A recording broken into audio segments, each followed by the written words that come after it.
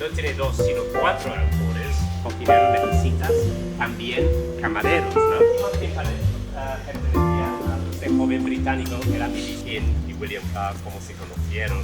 El primer ministro de Birmania. Family doctor was a man called Cross.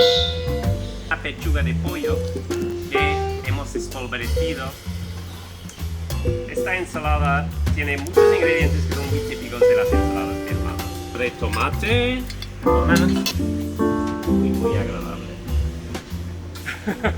Manuel es un experto en los fermentados. Y digo, es que habrá tomates aquí, es la mayor feria. Esto es pasta de gamba fermentada.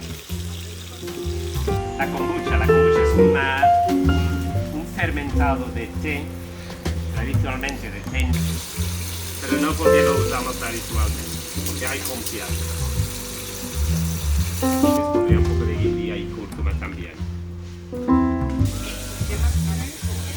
¿Quieres que te haga un poco más?